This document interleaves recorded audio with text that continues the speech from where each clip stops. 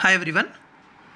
It is the continuous session, that is the module 1 and chapter 1. So it is done that in the previous one we have discussed about building materials and as well the architecture and town planning, construction technology and management, and now the fourth branch we are discussing about environmental engineering.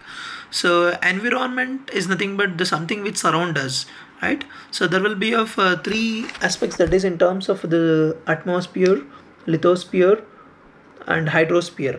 So environment is available nature around us. It includes life support systems such as water, air and land or soil. So we can say that hydrosphere, that represents hydro is water, that on which is covered on the earth, that is water. Next is about air, that is atmosphere, the air what we are breathing now, that is covered the earth, that is the sphere. And the next last one is land, or what we can say the lithosphere, the soil which is covering the earth or the sphere. The environmental engineering is mainly deals with the technology to save the nature from human and natural abuse and the pollution. This study involves balanced compromise between environment and the safety. The subject is mainly deals with to know about technique. The main technique will be used for water collection, purification and the supply, as well as the wastewater collection, we'll say the sewage collection, treatment and the disposal for the secondary purpose, and the control of all types of pollution, which include soil pollution, noise pollution, water pollution, air pollution.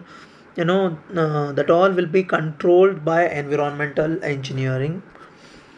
And we can see here there will be of some figures represents the first two, which represents about the water treatment and the wastewater treatment, and in between the middle one that represents there is a lake with the water which has been collected, and the left side corner we can see that will be there will be of five figures that has been merged. There will be of air pollution, soil pollution, water pollution, and that all will be controlled by engineers, that is environmental engineer. And where the water which has been collected from a lake or a river, that will be tested from scientists. We can see here there is a lab. So on that lab there will be of analysis will be done, the water quality analysis, that is about to checking the physical, chemical and biological parameters that represents with respect to Bureau of Indian Standards. Is it going to be meets the standards, and if it is exceeding the limits, what we can say the desired or the permissible limit, if it is crossing that, then what are all the precautions will be considered, or what are all the treatment which is required for on that particular water, that all will be taken care by the scientist, which is particularly on the nature doctors, what we can say the environmental engineers, that is about to study the available water quality, to check the standards according to Bureau of Standards, and the water collection and the water purification through various treatment process, as well as the supply and distribution of quality of water for urban and rural areas, that is for domestic and industrial usages. Then the study of domestic water supply and the sanitary system, as well as the wastewater collection, treatment and the safe disposal to the nature.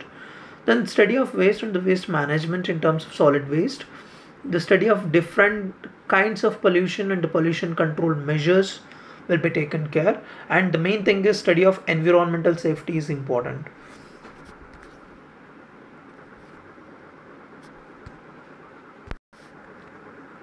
Yeah, next is about the fifth one, geotechnical engineering. All the structures are founded on the ground, that is forces from structure are safely transferred to soil, essential to understand the ground behavior and interaction between soil and structure, that involves foundation, slopes, retaining structures, highway pavement design, embankments and earthen dams, tunnels, underground structures and deep cuts. See, the structures built on the earth transfer to the superimposed load on the ground or the soil, or it may be of rock structures underneath through appropriate foundation is important. The soils are complex and geological material which are expected to receive the loads which is transferred to them safely without causing any damage to the structure. The soils are physico-chemically active materials which is available, and to maintain the engineering behavior depends upon their water content, that is what we can say the moisture content. That subjectly mainly deals with foundation, slopes, retaining structures, pavement design. That all will come to detailed study about the foundation part, and the types of rocks or the types of soil which is existed. The site investigation is very important to know. As well, we can see if you want to construct a tunnel, underground structures and the deep cuts, the site investigation to know about the subsoil exploration, and the field test will be done. Proper field test that will help you to know the ground improvement technologies will be used. That will help you to know about the ground improvement techniques, which has been help you to know about the properly available for the foundation to fix up that part. Geotechnical, or we can say it is another name is earthquake engineering, is a specialized field in terms of geotech, which deals with the earthquakes, their effects on foundation of soil. Different types of seismic hazards will be done, and the study of dynamic soil properties. That is seismic design of earth structures that improve the withstand or the minimize of seismic hazards which is taking place. Geotechnical engineering to assess the quality of soil or the rock to carry the structure. And we can see in this there will be 4 different figures that represents on the types of soil or the rocks which is existed and how it has been taken care. The proper knowledge will be used, or the ground improvement techniques that will help you for geotechnical engineering is for necessary of safety and stability of the structures. And we can see here the geotechnical engineer is very important. The ground level, the superstructure, or the foundation or the substructures. When it is constructed, the foundation of soil is very important and it plays a major role. Foundation of soil and substructure should resist the forces without failure or excessive deformation. If you construct a building, we have to maintain the lifetime of that building. So to maintain that, it should has been the soil test properly checked.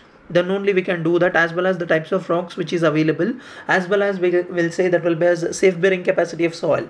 We have to check the moisture content of the soil also. That exactly will help you to know about the foundation before constructing any type of a structure. This is a major role for a geotechnical engineer in civil engineering field. The next part is about the hydraulics, that is water resources, and that majorly deals with irrigational engineering. We can see there is an figures, or there is a video which represents there is an flowing in that video that represents Archimedes screws hand operated tool to rise the water level. Hydraulics is a subject that mainly deals with the mechanics of water, that is the fluid flow. Water resource engineering that deals with identification, utilization of available water resources and minimizing the loss, and the surface water such as river and lake water and the groundwater are usefully managed. Water is an integral part of human life and it is very important, as well as it is very major role, and that water will be maintained by water resource engineer is a part of civil engineer. That is mainly the property of work is mainly to know about the basic properties of water, study of water at rest as well as in motion, when it is in static condition or it is under motion condition. When it is under moving condition, it has to study the property of the fluids when it is moving through closed channel or open channel. Open channel is when it is openly to the atmosphere, and if it is closed, it is when it is moving in the pipe, flow through pipes. And the flow measurement will be done properly with respect to the discharge, or in terms of velocity, or in terms of the speed, or in terms of acceleration. The different analytical, computational and experimental approach to be done to know the analysis of the flow in the pipe, or it may be in the open channel. This deals with the groundwater utilization and the groundwater recharge, and as well as for the rainwater harvesting. Nowadays we know that all of you aware of rainwater harvesting. That rainwater harvesting is nothing but on the present existing water condition which is suitable, or which is how much is essential the water, the quality of water. So that's why water, and we can say that rainwater is the purest form of water which is available, and that water will be stored when the rainfall occurs. The rainwater will be stored and it will be used in a proper way. uh, that will be used in effective way for domestic purpose, as well as we can use it for irrigational activity also. And this subject is mainly deals with different source of water on the earth, and the estimation of total water available and the water requirement, the construction and maintenance of structures to available of resources of water. And we can see here this mainly deals with water management for agricultural purpose. And we can see there will be of two figures. The one is it is in Scotland, the Falkirk wheel, which has been used to rise the water level, and that will be used in Scotland. And we can see the second figure that represents Hoover Dam in USA, United States. There is an Hoover Dam. The dams are constructed at the desired location to store the water in reservoir when the supply from the river is good. Where the important part is a dam is a barrier which has been constructed on the reservoir to store the water. The water which has been used whenever it is demands. When there is a demand, then we can supply the water. Especially in summer seasons, when the water which is required for domestic purpose, then the dams will be open. That water will be used. The major purpose of construction of dam is to water which is used for irrigational activities. Okay. And the planning and the building of water retaining structures such as tanks or the reservoirs. Construction and maintenance of water carrying structures is very important, and there will be of different irrigation schemes will be used. Here we can see that the hydraulics, water resource and irrigation engineering is a water management tool, a subject that involves the use of hydrologic and hydraulic principles to design the proper drainage system, or to the detention or retention of ponds, and as well as the navigational waterways. We can say it is one of the transportation system navigation waterways, and the flood control leaves dams and as well as the lakes. There will be of different flood control methodologies will be used. And the important one is depletion and replenishment of water resources. And as well, irrigational engineering or the agricultural activities that deals with water management for the agricultural purpose. How exactly the water management will be done with respect to irrigation engineering? It is based on the type of soil and how much the water which is available for the supply.